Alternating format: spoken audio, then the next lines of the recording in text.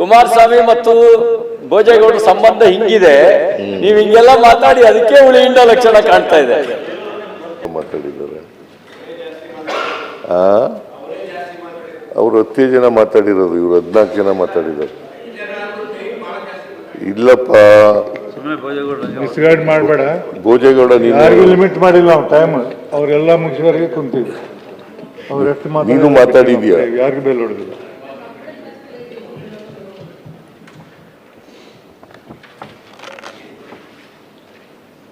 ಅದರಿಂದ ನಿಮ್ಮೆಲ್ಲರಿಗೂ ಕೂಡ ಸರ್ಕಾರದ ವತಿಯಿಂದ ಅಭಿನಂದನೆಗಳನ್ನು ಸಲ್ಲಿಸ್ತೇನೆ. ರೂಲಿಂಗ್ ಪಾರ್ಟಿಯವ್ರಿಗೂ ಕೂಡ ಸಲ್ಲಿಸ್ತೇನೆ, ವಿರೋಧ ಪಕ್ಷದವರಿಗೆ ವಿಶೇಷವಾಗಿ ಅಭಿನಂದನೆಗಳನ್ನು ಸಲ್ಲಿಸ್ತೇನೆ. ಕಾರಣ ಯಾಕಂತಂದರೆ ಅವರು ಟೀಕೆಗಳನ್ನೂ ಮಾಡಿದ್ದಾರೆ, ವಿಮರ್ಶೆನೂ ಕೂಡ ಮಾಡಿದ್ದಾರೆ, ಸಲಹೆಗಳನ್ನು ಕೂಡ ಕೊಟ್ಟಿದ್ದಾರೆ. ಅದರಿಂದ ಅವರಿಗೆ ವಿಶೇಷವಾದಂಥ ಅಭಿನಂದನೆಗಳನ್ನು ಸಲ್ಲಿಸ್ತೇನೆ. ನೀವು ಒಬ್ಬನೇ ಒಳ್ಳೇದು ಮಾತಾಡೋನು,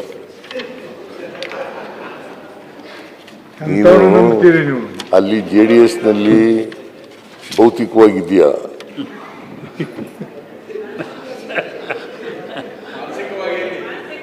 ಮಾನಸಿಕವಾಗಿ ಕುಮಾರಣ್ಣ ಮತ್ತು ಅವ್ರ ಸಂಬಂಧಕ್ಕೆ ಹುಳಿಯಿಂದ ಲಕ್ಷಣ ಕಾಣ್ತಾ ಇದೆ.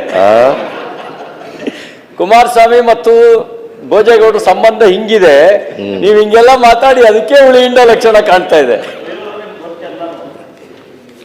ಭೋಜೇಗೌಡ ಈಗ ಈ ಸಾರಿ ನೀವು ಬಹಳ ಆತ್ಮೀಯತೆ ಬಂದ್ಬಿಟ್ಟದೆ ಈಗ ಇತ್ತೀಚೆಗೆ.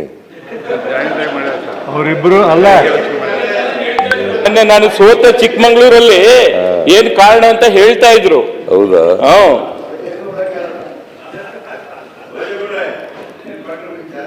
ಓಕೆ. ಮಾನ್ಯ ಅಧ್ಯಕ್ಷ